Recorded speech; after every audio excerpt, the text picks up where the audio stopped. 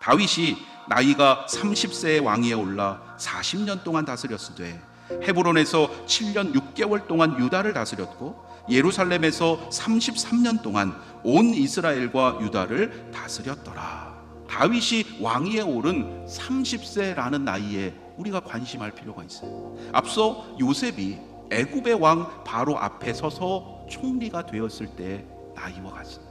예수 그리스도께서 공생애를 시작하셨던 그 나이와도 같아요. 이처럼 다윗은 한 사람의 인생에 있어서 가장 왕성하고 자신의 능력을 본격적으로 발휘할 수 있는 그때의 왕위에 올랐다는 거예요. 그런데 다윗은 하나님의 기름 부음을 받았다고 하면서도 온 나라를 통치하지 못했어요. 백성의 민심이 나뉘어져서 7년 6개월 동안 그는 겨우 남쪽 유다 지역만을 다스리는 그러한 반쪽짜리도 안 되는 왕에 불과했던 거예요. 하나님 원망하고 얼마든지 불평할 수 있었을 거예요. 그러나 다윗은 자신을 세우신 하나님보다 앞서가지 않았습니다. 자신을 부르시고 세우신 그 하나님께서 친히 통치하실 것임을 믿었기 때문에 여러분, 하나님의 말씀은 반드시 이루어지는 줄로 믿습니다. 그 약속의 말씀을 여러분 믿고 끝까지 하나님을 신뢰하시면서 기도하십시오. 그러할 때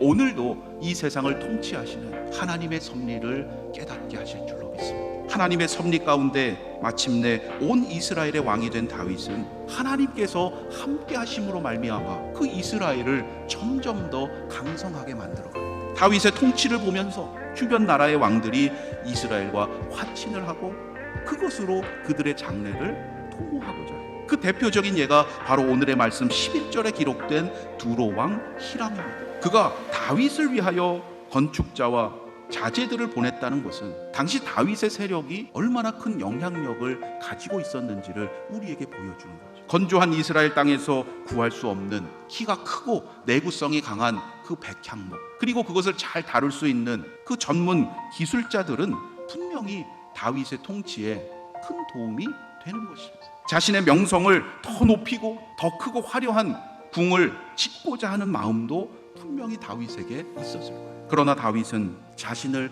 왕으로 세우신 하나님의 뜻을 잊지 않았습니다. 자신이 진정 무엇을 해야 하는지를 깨달았던 거예요. 다윗이 여호와께서 자기를 세우사 이스라엘 왕으로 삼으신 것과 그의 백성 이스라엘을 위하여 그 나라를 높이신 것을 알았더라. 다윗은 이미 정치적으로 대외 관계에 있어서 큰 성공을 거두었어요. 그러나 그러함에도 자기의 이익을 추구하는 이들과는 달리 그러한 외적인 조건에 눈을 돌리지 않았던 거예요. 모든 상황이 선하신 하나님의 통치 가운데 있음을 그는 깨달았기 때문입니다. 여러분, 믿음의 사람은 지금 눈앞에 보이는 것만 보는 사람이 아닙니다. 성경을 통해서 이미 하나님께서 행하신 그 구원의 역사를 바라보고 오늘 이 세상을 통치하시는 하나님을 바라보며 세상에 선포하는 자입니다. 하나님의 말씀이 반드시 이루어질 것임을 믿고 여러분 끝까지 그 말씀을 붙잡고 기도하실 때 날마다 여러분의 삶 가운데